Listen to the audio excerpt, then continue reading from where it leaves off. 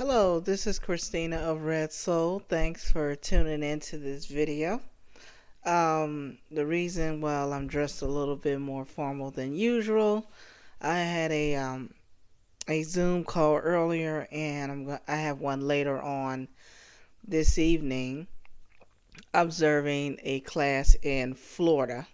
So with the mandates, in case you don't know, and I'm gonna come to it with a famous NFL player, one of my, in fact, he's my favorite quarterback that I've been following for over a decade now.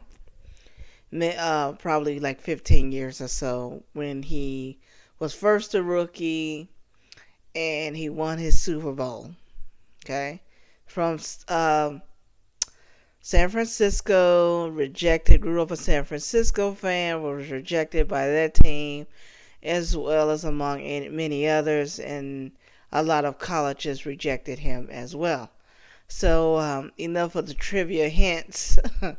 I'll go into that story in a minute, but I am looking for work, just in case with these mandates or whatnot. I do have proof that I've never had COVID. I think I mentioned this on Friday when I talked about the new lieutenant governor of Virginia. We'll see what happens. But it is what it is. This is the circumstances as we speak. So I came across this story. The first hint I got from was from Brandon Tatum that this NFL player corrected woke culture. And it's Aaron Rodgers of the Green Bay Packers, QB. Okay. I think they won last night. I think they played Kansas City then and they won, but I'm not sure. Or by now I would probably be, chilling at a joint right now, but a joint, I mean in place. And I don't smoke the stuff. Don't want any mixed messages out there. But I came across this story and found out he's also not vaccinated. And he has some mixed opinions about that as well.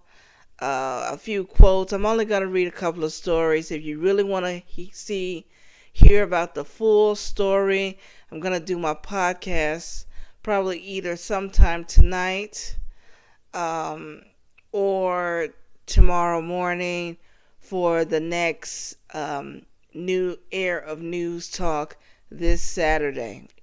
I'll also do an additional brief Veterans Day tribute.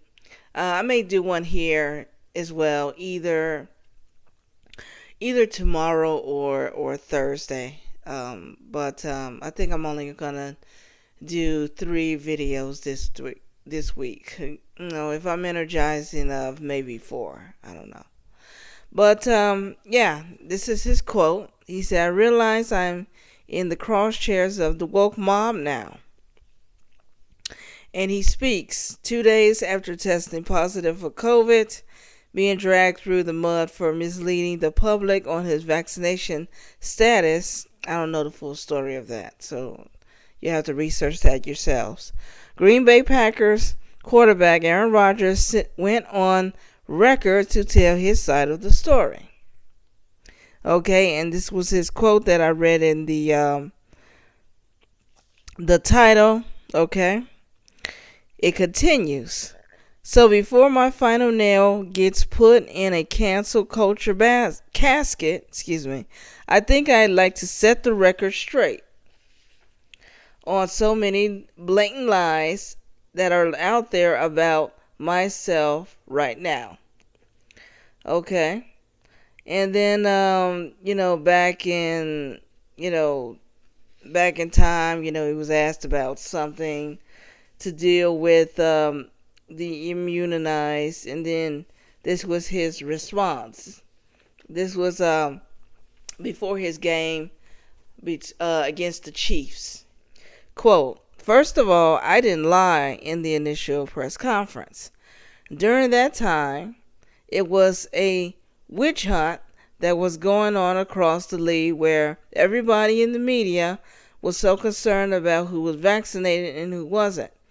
And what that meant at the time was that my plan was to say that I had been immunized. It wasn't some sort of lie, it was the truth. Okay. Um, and then he goes on to say about the woke culture, health is not a one size fit all for everybody. I mean, all this time I never caught the vax. So it doesn't apply to everyone. That guy, I was talking to my grandmother last night. She didn't. She and my uncle both got the Johnson and Johnson. She had no reaction to it, thank God, because of her age. My uncle, however, who was around 50 years old, did. Laid on the floor for a few days, and now he's better.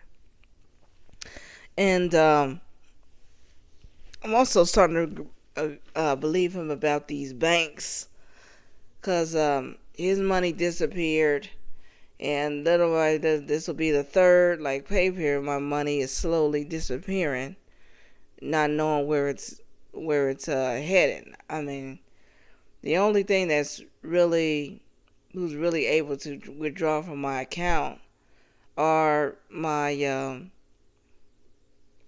student loan payments, and my audio demo agent. So that's the only one that really has access. Other than that, I mean, I couldn't be taking that many Lyft drivers in the world for my money to be going like water like that. Especially when this coming pay period I don't have rent due. So I'm going to pay attention to that and see what's going on. And then if it goes on, if, my money is gone by the end of this, I'm down to less than $500 by the end of this week, then I know something's wrong. And I'll have to contact the bank about that. Okay, so he said something interestingly about the vax. Okay. Let's see. Okay. I'm trying to find that quote he did. Let's see. Something about... Yeah, he did touch on teammates being tested positive. Okay. I had the quote. What the... Okay, but anywho, I'll just say what he said. Hopefully I'll have this out and have this ready for my podcast for this week, because this is not... Yeah. So he basically said, how close with this? He said, if a person is fully... He's saying, I don't need to... Why should I be masked up when I'm in a room full of vaccinated people, fully vaccinated people? And that was interesting that, he pointed that out. Just like there are people who are fully vaccinated who would say, why do I need to wear a mask? And there are people in some places who don't. Now, the only ones that's got this restriction is where I work. If I go to the store, I have to wear a mask. If I'm going to the BX, I have to wear a mask. If I'm going to the post office, I have to wear a mask.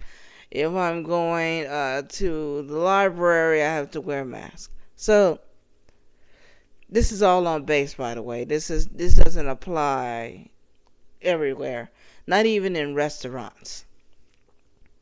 So yeah, that's all I have on my heart. I just wanted to keep that brief. It was just interesting that my favorite football player, and I really don't follow football that much, that my favorite football player would, come out and bring his opinion about all this woke stuff. In addition to people like Brett Favre and people like Drew Brees, who would also speak out if they were still playing. Thanks for listening. Again, this is Christina of Red Soul. Pray for our nation, our brothers and sisters in the persecuted church, suffering for Christ worldwide. Talk to you super soon.